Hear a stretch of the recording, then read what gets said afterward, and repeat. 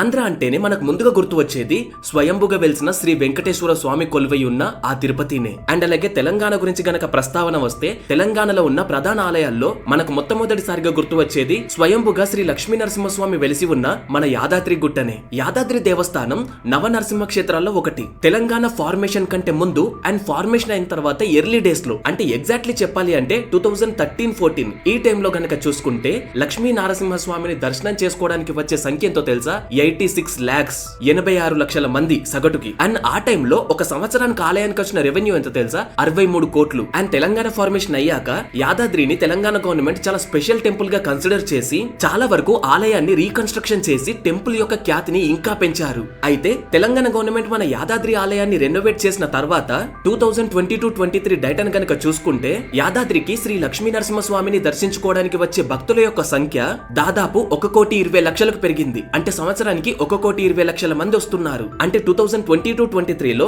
లక్ష్మీ నరసింహస్వామిని దర్శించుకున్నది దాదాపు 1,20,00,000 మంది. అప్పటికి ఇప్పటికి ఎంత చేంజ్ అయిందో చూసారా? అండ్ అలాగే అప్పుడు ఆలయం రెవెన్యూ 63 కోట్లు అయితే 2022-23 ఈ టైంలో గనక చూసుకుంటే ఆలయానికి వచ్చిన రెవెన్యూ 169 కోట్లు. అంటే అప్పటికి ఇప్పటికి దాదాపు 3 times డబుల్ అయింది. అండ్ 2023-24 ఈ ఇయర్ లో గనక చూసుకుంటే 225 కోట్లు ఆలయానికి రెవెన్యూగా వచ్చింది. రెవెన్యూ అంటే టికెట్స్ అమ్మడము, లడ్డూలు కొనుక్కోవడము, స్పెషల్ దర్శనము, ఇవన్నీ కలిపితే వచ్చే మనీనే ఈ రెవెన్యూ అని అంటాము. ప్రతిరోజు యాదాద్రి టెంపుల్ కి యావరేజ్ గా 5,000 మంది భక్తులు వస్తున్నారు. వీకెండ్స్ అంటే సాటర్డే సండే ఈ టైంలో దాదాపు 40,000 మంది భక్తులు వస్తున్నారంట. అండ్ బ్రహ్మోత్సవాలకి స్పెషల్ పూజలు జరిగినప్పుడు ఈ టైంలో లక్ష్మీ నరసింహస్వామిని దర్శించుకోవడానికి దాదాపు 50,000 మంది వస్తారంట. తెలంగాణ తిరుపతిగా పేరు వచ్చిన ఈ ఆలయానికి కృతయుగం నుండి చరిత్ర ఉందన్న విషయం మీకు తెలుసా? ఒకప్పుడు దండకారణ్యం అంటే క్రూర మృగాలు తిరిగే అడవిలో ఉండే ఈ ఆలయం అసలు ఇప్పుడు బయటికి ఎలా వచ్చింది? మన యాదాద్రి ఆలయానికి రామాయణం మరియు మహాభారతంతో కూడా కొన్ని కనెక్షన్స్ ఉన్నాయన్న విషయాలు మీకు తెలుసా? అసలు యాదాద్రికి పేర్లు ఎలా వచ్చాయి? దేవాలయం యొక్క బ్యాక్ స్టోరీ ఏంటి?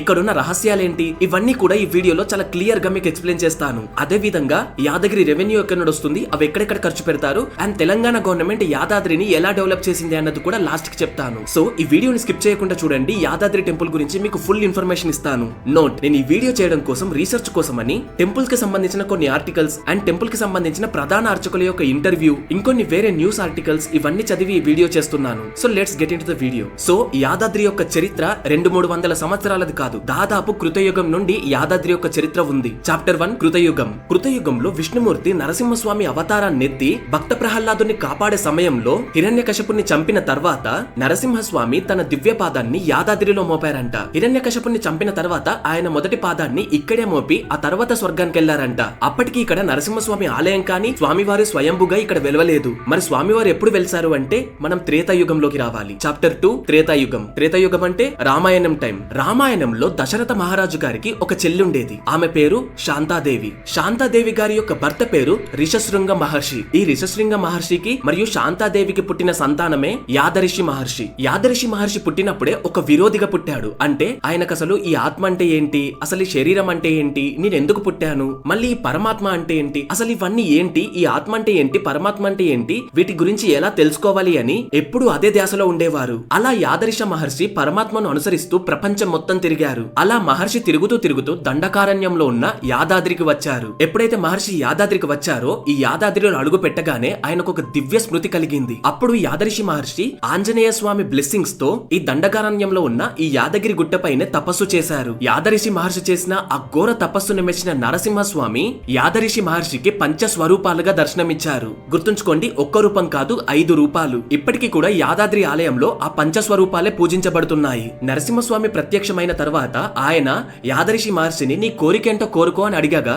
అప్పుడు యాదరిషి మహర్షి ఏమంటాడంటే, నిన్ను స్వయాన చూసిన తర్వాత నాకు ఇంకా కోరికలు ఏముంటాయి స్వామి, నువ్వు నాకు ఎలా అయితే దర్శనం ఇచ్చావో భక్తులకి కూడా అలానే దర్శనం ఇవ్వు స్వామి, దానికోసమని మీరిక్కడే స్వయంభుగా వెలవండి స్వామి అని యాదరిషి మహర్షి అడిగారు. ఇక యాదరిషి మహర్షి ఆ మాట అన్న వెంటనే నరసింహస్వామి స్వయంభూగా అక్కడే వెలిశారు. సో ఈ ఆలయం ఇప్పటిది కాదు, త్రేతాయుగంలోనిది. అంటే రామాయణం జరిగిన కాలంలోనిది. యాదరిషి మహర్షి ఇక్కడ తపస్సు చేశారు కాబట్టే ఈ ప్లేస్ కి యాదగిరి గుట్ట అని పేరు వచ్చింది. అండ్ ఆ తర్వాత యాదాద్రి అని పిలువబడుతుంది. సో ఈ టెంపుల్ ప్రస్తావన మహాభారత కాలంలో కూడా వచ్చింది కాబట్టి చాప్టర్ 3 ద్వాపర యుగం. ద్వాపర యుగంలో రుక్మిణీదేవి శ్రీకృష్ణుణ్ణి పెళ్లి చేసుకోవాలి అనుకున్నదన్న విషయం మనందరికి తెలిసిందే కదా. సో ఆ సందర్భంలో రుక్మిణీదేవి ఒక లెటర్ రాసింది. ఎవరికి? శ్రీకృష్ణునికి. ఆ లెటర్ లో యాదసింహమా యదుసింహమా అని రాసి ఉంది. అంటే యాదాద్రి నరసింహస్వామి నా పెళ్లి చెయ్యవయ్యా అంటూ రాసి ఉంది. అంటే దీని మీనింగ్ ఏంటి అంటే యాదాద్రి నరసింహస్వామి నా పెళ్లి చెయ్యవయ్యా అని. ఇకపోతే చాప్టర్ 4 కలియుగం. కలియుగం వచ్చేసరికి స్వామివారు ఎవ్వరికి కనిపించలేదు. ఎందుకంటే అప్పటికి కూడా అది దట్టమైన అడవి ఉంది. అక్కడికి ఎవరు వెళ్లే సాహసం కూడా చేయలేదు. ఓన్లీ స్వామివారు దేవాది దేవతలకు మాత్రమే దర్శనం ఇచ్చేవారు. వాళ్ళు మాత్రమే స్వామివారు ఉన్న ప్లేస్ కి వెళ్లి దర్శించుకునేవారు. అండ్ మిగతా ఏ మనుషులకి కూడా స్వామివారి ఆలయం ఎక్కడుంది, యాదగిరి గుట్ట ఎక్కడుంది అనేది తెలిసేది కాదు. ఇక ఎప్పుడైతే కలియుగం ప్రారంభమైన తర్వాత కొన్ని రోజులకి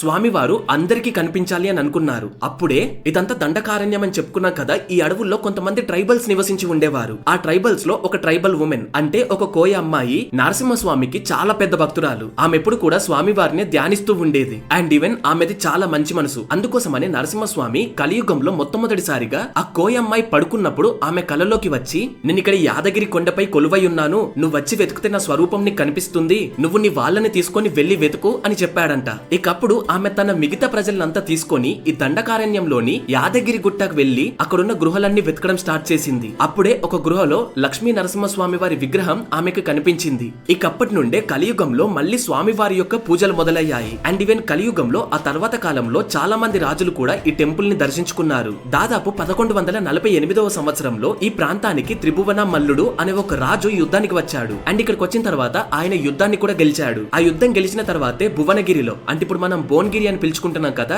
దానిపై కోటను కట్టుకున్నారు. అండ్ ఆ సమయంలోనే ఈ రాజు యాదాద్రి నరసింహస్వామిని దర్శించుకునేవారు. అండ్ ఈవెన్ 15వ శతాబ్దానికి చెందిన శ్రీకృష్ణ దేవరాయలు వారు ఉన్నారు కదా, ఆయన కూడా తన బయోగ్రఫీలో యాదాద్రి టెంపుల్ గురించి రాసుకున్నారు. దాని ప్రకారం ఆయన ఒకసారి యుద్ధానికి వెళ్లేటప్పుడు యాదాద్రి నరసింహస్వామిని దర్శించుకున్నారంట. అండ్ ఈ దర్శనం అయిన తర్వాత కొన్ని రోజులకే ఆయనకి కొడుకు కూడా పుట్టాడంట. అయితే లక్ష్మీ నరసింహస్వామి 5 రూపాల్లో దర్శనమిచ్చాడు అన్నాను కదా. ఆ 5 రూపాయలు ఏంటి అంటే శ్రీ జ్వాలా నరసింహస్వామి, శ్రీ గండబేరుండ నరసింహస్వామి, శ్రీ యోగానంద నరసింహస్వామి, శ్రీ ఉగ్ర నరసింహస్వామి అండ్ ఫైనల్లీ శ్రీ లక్ష్మీ నరసింహస్వామి. ఒక్కొక్క రూపం గురించి కొంచెం క్లియర్ గా చెప్తాను వినండి. అండ్ ఆ తర్వాత ఈ 5 రూపాలు ఆలయంలో ఎక్కడున్నాయో కూడా చెప్తాను. మొదటిగా జ్వాలా నరసింహస్వామి. ఈ జ్వాల అంటే అర్థం అగ్ని అన్నట్టు, ఈవెన్ పవర్ అని కూడా అనొచ్చు. సో ఈ జ్వాలా నరసింహస్వామికి నెగిటివ్ ఎనర్జీస్ ని కాల్ చేసే శక్తి ఉంది. అంటే ఆయనలో నుండి ఉద్భవించే ఆ అగ్నిలో ఈ నెగిటివ్ ఎనర్జీస్ అన్ని కాలిపోతాయి. అంతటి శక్తి జ్వాలా నరసింహస్వామికి ఉంది. And second one Shri Gandaberunda Narasimhaswami. Gandaberunda అంటే 2 తలలున్న పక్షి. చాలా మంది గండబేరుండ గరుడ అంటే సేమ్ అనుకుంటారు, కాకపోతే కాదు. గరుడ పక్షికి కేవలం ఒకే తల ఉంటుంది. అండ్ గరుడ పక్షి విష్ణుమూర్తి యొక్క వాహనం. ఇక్కడ గండబేరుండ మాత్రం నరసింహస్వామి యొక్క మరొక రూపం. గండబేరుండ అంటే 2 తలలున్న ఒక పక్షి అని. అండ్ ఈవెన్ ఈ గండబేరుండ కర్ణాటక స్టేట్ యొక్క ఎంబ్లం కూడా. ఈ గండబేరుండ నరసింహస్వామి గనుక పూజలు చేస్తే భక్తులకు ఆయన ప్రొటెక్షన్ ఇస్తూ తన శత్రువుల నుండి కాపాడతాడు. ఇక థర్డ్ వన్ యోగా నరసింహస్వామి. అయితే యోగా నరసింహస్వామి ఉగ్ర నరసింహస్వామి వారికి డెడ్లీ అపోజిట్. ఉగ్ర నరసింహస్వామి వారు చాలా కోపంగా ఉంటారు. మీరు రీసెంట్ గా వచ్చిన మహావతార్ నరసింహ మూవీలో చూస్తే ఆ కోపం ఎలా ఉంటుంది అనేది మీకు తెలుస్తుంది. కాకపోతే యోగానంద నరసింహస్వామి మాత్రం చాలా ప్రశాంతంగా శాంతంగా ఉంటారు. ఈ అవతారంలో స్వామివారు పద్మాసనంలో కూర్చొని ఉంటారు. ఇక ఫోర్త్ వన్ ఉగ్ర నరసింహ. ఈ రూపం గురించి స్పెషల్ గా మనం మాట్లాడుకోవాల్సిన అవసరం లేదు, కాకపోతే చిన్నగా చెప్తాను. హిరణ్యకశపుడు ప్రహ్లాదునికి ఎన్ని శిక్షలు వేసినా సరే ప్రహ్లాదుడు మాత్రం ఆ శిక్షలన్నీ కూడా అనుభవిస్తూ శ్రీ మహావిష్ణువుని ఎప్పుడు తలుచుకుంటూ ఆయనకి ఎంతో పెద్ద భక్తుల్లాగానే ఉంటాడు. అప్పుడు హిరణ్యకశపుడు ఈ స్తంభంలో ఉంటాడా నీ విష్ణుమూర్తి అని అడగగానే ప్రహ్లాదుడు ఎందెందు వెతికినా అందందున ఉంటాడు నా ప్రభు అని సమాధానమిస్తాడు. ఇక వెంటనే హిరణ్యకశపుడు స్తంభాన్ని బద్దలు కొట్టడానికి వెళ్తుండగా నరసింహస్వామి ఆ స్తంభంలో నుండి బయటికి వచ్చి హిరణ్యకశపుడిని చంపి ప్రహ్లాదుని కాపాడతాడు. కరెక్ట్ గా ఆ సందర్భంలోనే మనం నరసింహస్వామి యొక్క ఉగ్ర రూపాన్ని చూడవచ్చు.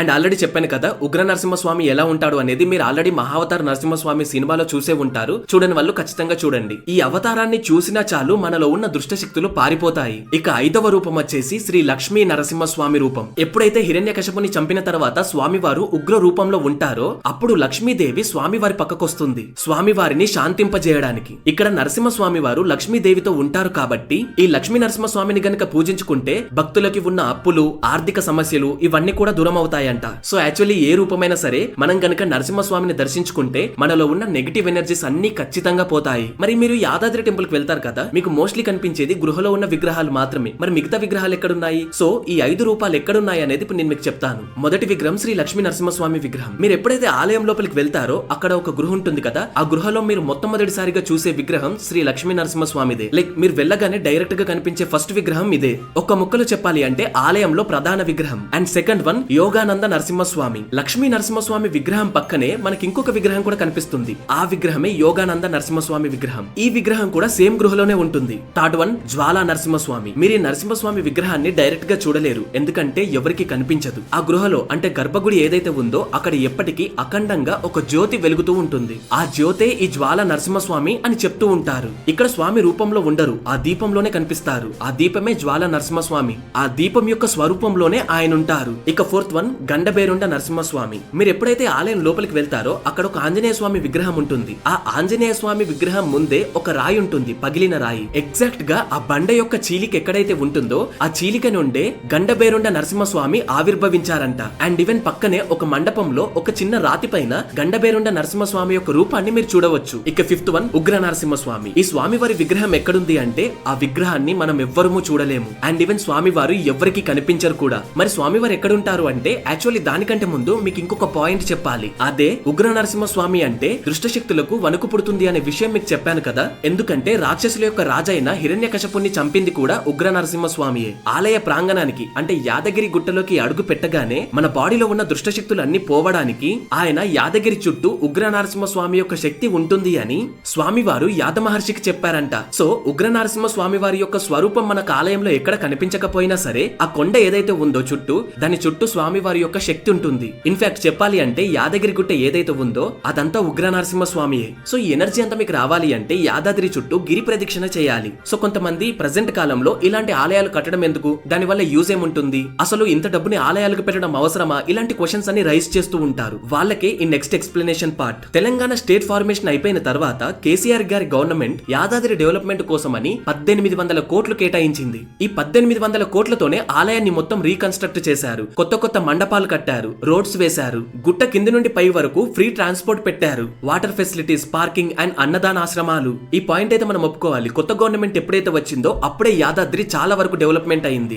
ఒకవేళ మీరు గనక 2013-14 లో ఆ టైంలో యాదాద్రికి వెళ్లి 2023-24 ఈ టైంలో గనక యాదాద్రికి వెళ్తే ఆ చేంజెస్ ని మీరు అబ్జర్వ్ చేయొచ్చు. 2014-15 ఈ టైంలో హుండీ నుండి, లడ్డూస్ నుండి అండ్ అలాగే టికెట్స్ నుండి వచ్చిన సంపద ఎంతో తెలుసా? మనం ఆల్రెడీ చెప్పుకున్నట్టు 63 కోట్లు. అండ్ 2022-23 లో 169 కోట్లు. 2023-24 లో 225 కోట్లు. ఈ రెవెన్యూ వల్లే టెంపుల్ మెయింటెనెన్స్ జరుగుతుంది. అంటే పూజారులకు శాలరీస్ ఇవ్వడము, ప్రత్యేక పూజలు చేయడము, స్పెషల్ ట్రాన్స్పోర్ట్లు నడపడము, ఇవన్నీ కూడా. అండ్ ఈవెన్ ఈ రెవెన్యూతోనే అన్నదానాలు కూడా చేస్తారు. ఇలా టెంపుల్స్ వల్ల వచ్చిన రెవెన్యూతో ఒక్కో రోజు ఏ టెంపుల్ అయినా సరే చాలా మంది వాళ్ళ కడుపు నింపుకుంటారు. అయితే యాదాద్రిలో వచ్చిన రెవెన్యూ కూడా గవర్నమెంట్ పాకెట్ లోకి డైరెక్ట్ గా వెళ్ళదు, సేమ్ యాజ్ తిరుపతి టెంపుల్ లాగానే. తిరుపతిలో వచ్చే రెవెన్యూని అంతా చూసుకోవడానికి ఒక కమిటీ ఉన్నట్టుగానే యాదాద్రికి కూడా ఒక కమిటీ ఉంటుంది. తిరుపతిలో వచ్చిన రెవెన్యూతో టీటీడీ వాళ్ళు ఎన్నో free schools, free education, hospitals and అలాగే ప్రతిరోజు అన్నదానం ఇలాంటివి చాలా చేస్తున్నారు. ఇప్పటికీ కూడా చేస్తున్నారు. ఈవెన్ ఫ్యూచర్ లో కూడా యాదాద్రి రెవెన్యూ ఇంకా పెరిగిన తర్వాత ఇవన్నీ ఎక్స్పెక్ట్ చేయొచ్చు. ఇప్పుడు చెప్పండి, మీకు క్వశ్చన్ ఉందా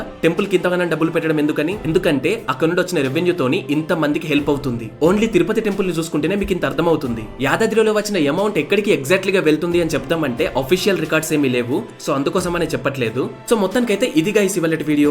యాదాద్రి గురించి మీకు మొత్తం పూర్తిగా ఎక్స్ప్లెయిన్ చేశాను, మీకు అర్థమైంది అనుకుంటున్నాను. అండ్ నెక్స్ట్ వీడియోస్ లో ఇలాంటి డివోషనల్ కంటెంట్ తో పాటు మన పాలిటిక్స్ అండ్ హిస్టరీ గురించి కూడా మీకు చెప్పబోతున్నాము. సో అందుకోసమనే మీరు మన ఛానల్ ని సబ్స్క్రైబ్ చేసుకోండి.